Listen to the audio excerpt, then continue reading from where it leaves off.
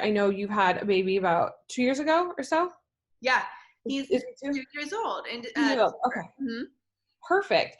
So I know that there's always kind of like a lot out there of how quick someone should be focused on getting, kind of their body back. And I feel like society is kind of transitioning, a little bit of, hey, you kind of just need to slow down, just take it easy, like, etc. So I kind of wanted to get your expertise on a few things. Yeah. Um, and so I guess like first question is, when should women start resuming their workouts after having a baby, whether that's, a vaginal birth or a C-section? Okay, that's a really good question. So technically it is 6 weeks. You'll go in for that checkup, and that's when the doctor will, or midwife will, give you the go ahead to be able to resume activities. My professional opinion is, and what I would have done for myself is, of course, gone in for that checkup and everything, but kind of listened to myself a little bit more, because I was itching to get to that 6 week mark, and I was so excited, and I was pushing and, having anxiety about it. And what I could have done was started kind of breath work at home, and then maintained that, instead of having all this, built up, I want to go so hard when I get to 6 weeks or whatever. Mm-hmm. So if you can just kind of start slow, around that 4 week mark, and just kind of absorb how your body feels, give it some time to heal and settle into that new position as a new mom. And then start with some breath work, very light pelvic floor connection, if there's, been no, like tearing or anything like that. And then you can, easily get to that 6 week mark, and then slowly continue to, move forward. Okay. Very cool. Yeah. And I think sometimes, women get into this kind of mindset that, after they have a baby, when they hit that 6 or 8 week mark, then they kind of just want to go hard or go home, to try and get their baby back, and almost have this kind of mentality of, well, I let myself kind of go, if you will, like during pregnancy. So now I have to like really reel it in, and it almost becomes, like counterproductive. Do you see women like that? Like, I mean, I know like some people, like they, it can actually do more harm than good. Mm-hmm. Yeah, totally. I was exactly the same way. I feel like we're all so hard on ourselves, and so frustrating, because what really matters is that longevity of that muscle and that connective tissue, and the functionality of our bodies, instead of what it looks like. But obviously, we have been trained otherwise. So next pregnancy, if I could slow it down, and really, before I start working on kind of what it looks like, I start working on what it feels like. Because that's when the crash dieting comes, and then, you get milk supply issues if you're breastfeeding and you're trying to, do all of these. It's the whole mentality thing. So again, going back to slowing it down and really working on functionality rather than, aesthetics at first. Yep. Depending on how you feel, and you know what? This is pregnancy. It's like such a wonderful thing. So why, we got to lean into these beautiful bodies. What's wrong with them? Nothing. Right. Totally true. Yeah. Yeah, I saw this post, like I think it was on Facebook, from Blake Lively, that, she had said that it took her 10 months, to gain the baby weight or whatever, and 14 months to lose it. And I think that's such a great message, woman to woman, if you will, and even just especially a celebrity saying that, because I think sometimes we feel like, there's all this pressure for us to, get our bodies back like quicker than normal, or, like there's this pressure.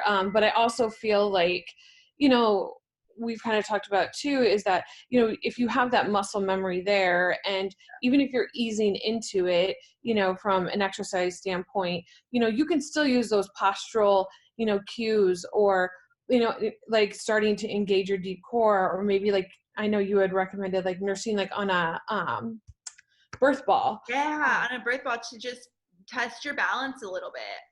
Yeah, I think that's great. Do you have any other tips that like could help women, because again, I think it's even though, maybe it's not that, 10 or 30-minute workout, it's still those little things that they can do throughout their day, Yeah. to kind of help still, carry your body, properly and still kind of be continuing to strengthen it.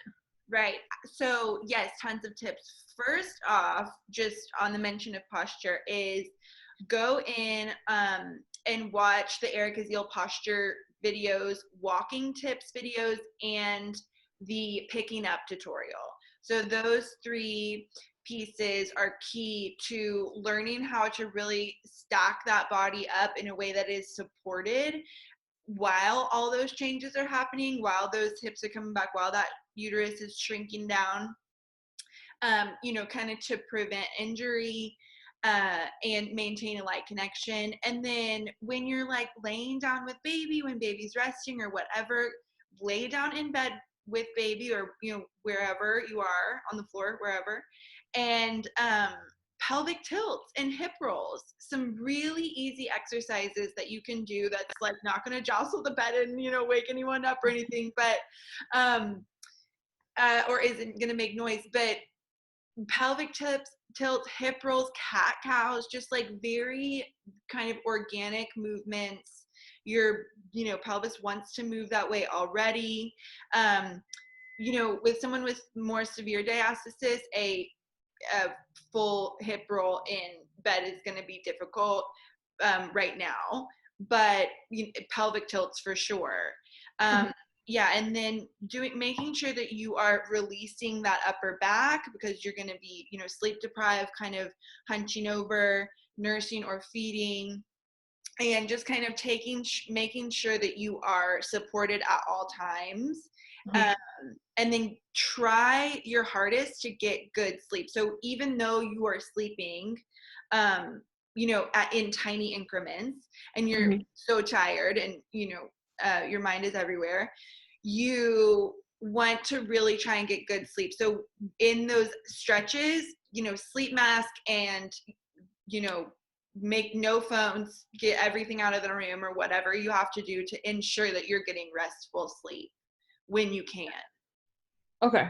I'm not going to say nap when they nap, because I hated when people said that to me, because I'm like, impossible. Right. But at night, at least, really try and focus on that sleep quality. Gotcha. Yeah. That kind of leads into my next question is, what kind of role does nutrition, sleep, hormones play in kind of this whole postpartum getting your body back? A huge role, definitely. So nutrients, first of all, are gonna be what determines, in a small piece of what determines the milk supply, right? If you're breastfeeding. So you really have to stay on top of that. Some genetics can play into it, and other things can play into it. But really stay on top of those nutrients, making sure you're getting a lot of healthy fats, and you're eating kind of before that hunger hits, and staying on top of it, because from there, mood, nutrients play a huge role in your mood. So hormone shift is going to happen no matter what. There's nothing we can do about it. It's just how the female body works. There's going to be ups and downs, definitely. But something I found that I could help control a little bit was that nutrient intake. So if I was getting everything I needed to, cheating when I really needed it, if I was stressed or whatever, which is not a good excuse, but we all do it. Right. And just kind of staying on top of it, I felt so much better. Okay. I feel like I was kind of able to take the mood swings with a grain of salt. Okay. And then as far as weight loss goes, nutrients plays a huge role into it at a certain point. So you're still holding on to like so many pregnancy hormones. I personally gained 60 pounds during pregnancy. And I ate really, really well and worked out the whole time. So that a lot of that is genetics and just what my body needed and what the baby needed. Yep. And then took me, 18 months to lose it all, because I really wanted to make sure that it was a healthy, kind of easy descent. Um, but I lost like maybe 6 pounds, or I at least lost some of the puffiness in the first couple weeks, and then it took me a long time. So you're eating more for the feeling again, rather than what you think you want to look like, right? Yeah. Or what you want the scale to say, or whatever. So you want to eat to feel good, and eventually that weight will come off. But fuel your insides, and eat really healthy, good, whole foods, tons of recipes in the membership and all over. But just make sure you're getting your nutrients in, and then everything will fall in line. Gotcha. Yeah. Perfect. Okay. That's fantastic. Let's talk about mental health. Okay. Because I think we've kind of talked about this, how, with the membership and whatnot, like, we focus so much on preparing our bodies physically that we don't necessarily prepare ourselves mentally.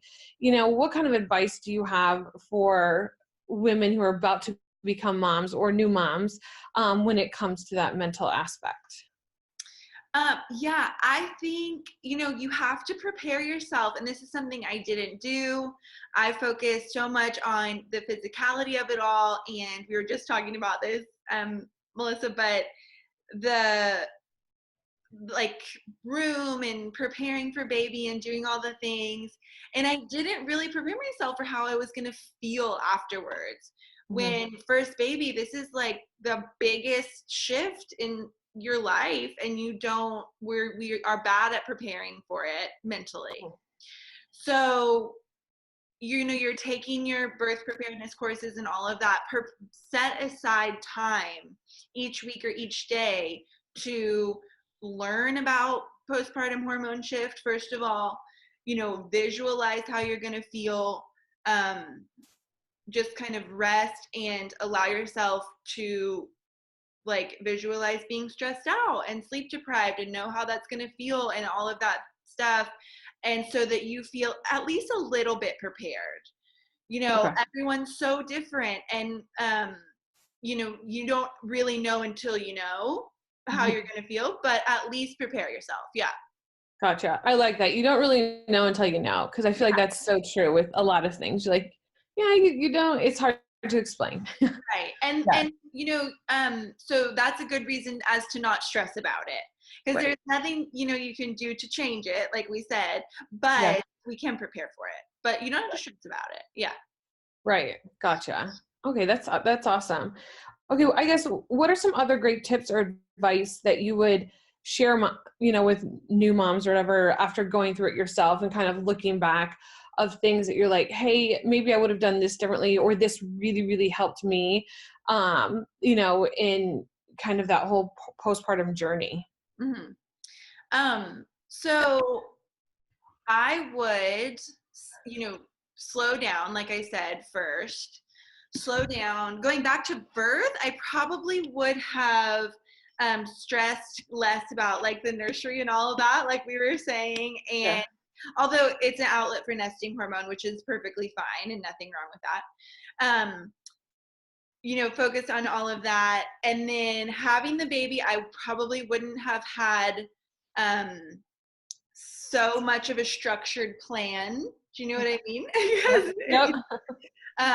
I wouldn't have had so much of a structured plan, allowing for me to relax a little bit more on the after end, because I didn't want the epidural, and I got the epidural, and I was so bummed about it that I feel like it took away a little bit from, whatever, the after party. But from there, really slowing down, giving myself so much time just to rest and like do nothing, have no schedule, no nothing, pediatrician visits and that's it kind of thing. And just give myself a break. I would have done that for like 3 weeks.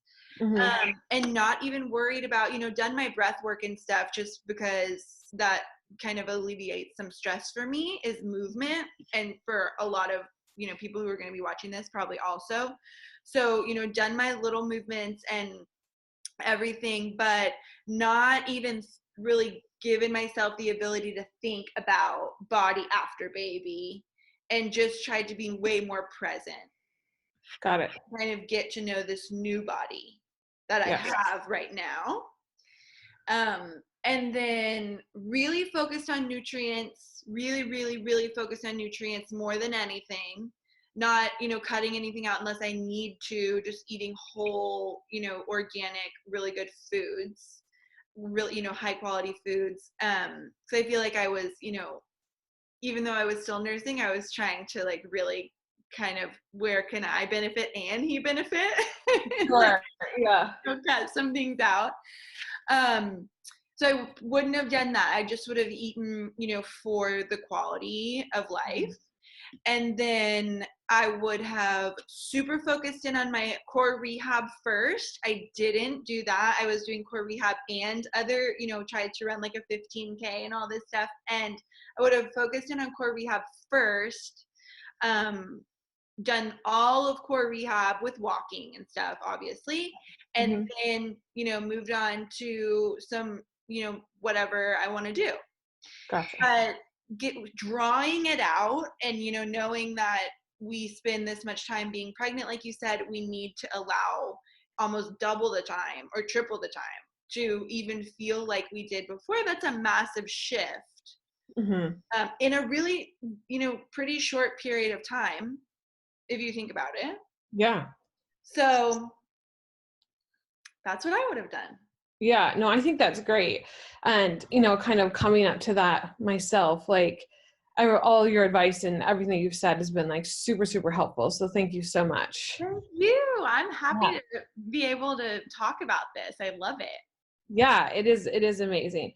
So those are kind of all my questions. Do you know of anything else that we should cover?